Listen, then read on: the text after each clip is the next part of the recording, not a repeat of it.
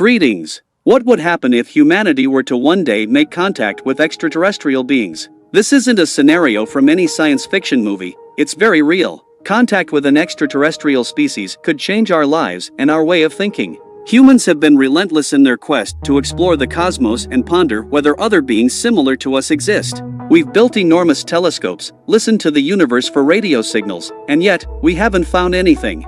At first glance, we might assume that we are the only advanced civilization in the galaxy. However, when we perform simple statistical calculations regarding the number of stars in the galaxy and the possibility of planets around each star, we find that there are at least 200 billion planets. Not all planets will host life forms. Scientists estimate that only 10% of the galaxy is habitable, which would reduce the number to 20 billion planets. If only 0.1% of these were inhabited by an intelligent civilization, we would have 20 million inhabited worlds. Once again, the Fermi paradox rears its head before us along with its potential solutions. Instead of delving into governmental conspiracies or extraterrestrial filters, I'll be more practical. Given that we don't see extraterrestrials, let's consider just two simple possibilities. Either we are the most advanced civilization in the galaxy, or none of them desire contact with us. Suppose is a broad word. Extraterrestrial contact could occur in various ways. Spaceships might appear unexpectedly beside your house, or a space probe could detect an alien probe or spacecraft approaching the solar system. Alternatively, a radio telescope could pick up a strange signal that we unmistakably identify as of extraterrestrial origin.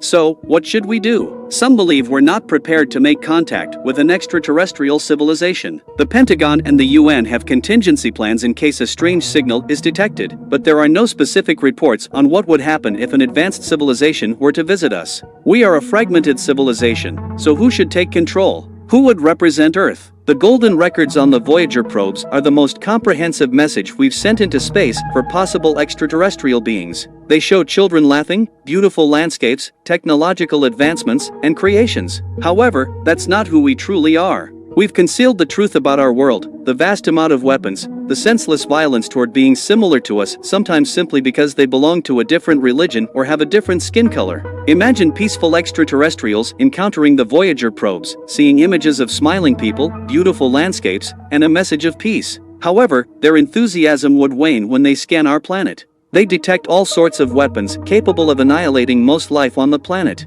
There are at least 14,000 nuclear weapons worldwide, with about 4,000 of them ready to be used. Moreover, the world is divided by borders. So, whom do we contact? What seems clear is that ours is a planet at war. It's possible that we wouldn't be well received. Many of them don't value life and are wary of strangers. Their physical appearance, politics, and beliefs matter greatly to them. Our appearance would disturb them, and if we discuss military conflicts, we might not be welcomed. Another extraterrestrial might say, "I'm puzzled. How can such a peaceful society possess such deadly weapons? It seems like a civilization devoted to military monopoly. There are so many cultures that we can't choose a nation for contact." Others might take offense. We've deceived them, and they won't support this. There isn't a single religion or government that represents the planet. Our presence would cause more harm than good to this species. Earth's cacophony, its many languages, systems of government, ideologies, and so on reveals a fundamental truth. Not everyone speaks with a unified voice.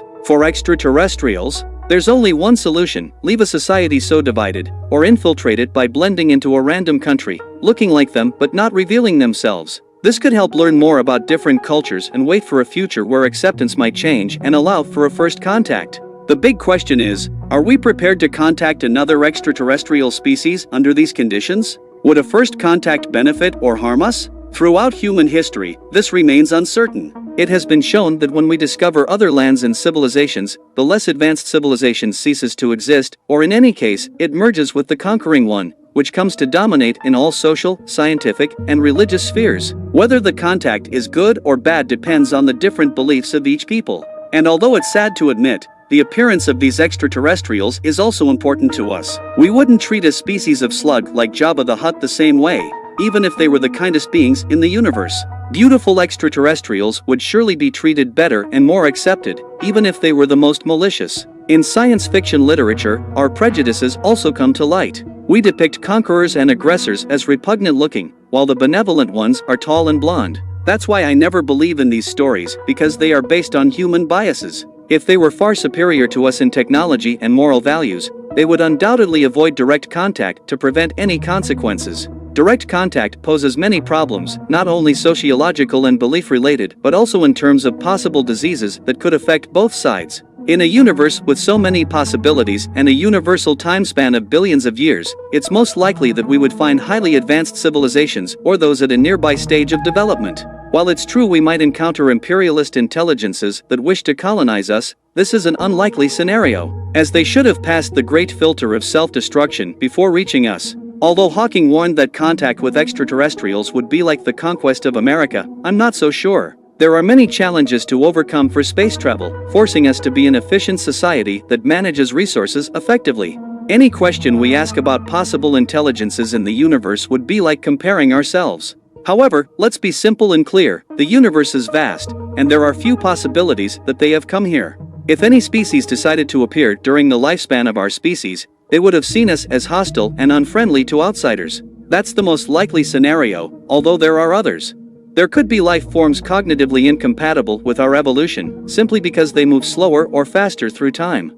If their biological rhythm is faster than ours, they would perceive us in slow motion or even frozen in time. According to Silvano P. Colombano, a scientist at NASA, extraterrestrials are already among us, but they are extremely small, and we humans haven't recognized their size. They are very different from carbon-based organisms that are abundant on Earth. The responsibility of searching for extraterrestrials is incredibly complex, especially given our current level of evolution. We possess the technology to communicate and destroy an entire planet, yet we're filled with moral prejudices, quirks, and obsessions of a terrestrial society not yet mature enough to contact cosmic inhabitants. One of the earliest television broadcasts was Hitler inaugurating the 1936 Berlin Olympics. Our transmissions have traveled less than 100 light-years, a short distance in astronomical terms, and there's nothing we can do to stop them. Our radio and television broadcasts give a more accurate image of what we're sending into space. The Voyager probes depict a creative, kind, and peaceful humanity in harmony with itself and others. However, the challenges of a first contact would be numerous,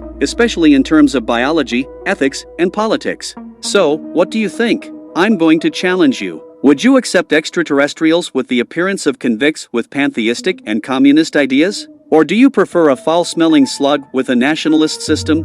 Perhaps you'd prefer the beautiful conquering extraterrestrials who destroy life forms. In the future, we will need to make decisions, whether they come here or we go to an inhabited planet. If we encounter a planet we desperately need but is inhabited, meeting a native civilization puts us at a crossroads between necessity and moral value. We've made this decision before, and I don't think we've changed much. To what extent does the appearance, beliefs, and ideology of others matter to you? If your answer is that they don't matter and don't influence you, then you're ready to initiate contact with other civilizations in the universe. Would we accept their cultures and laws, or would we impose ours through force because we believe we are superior to them?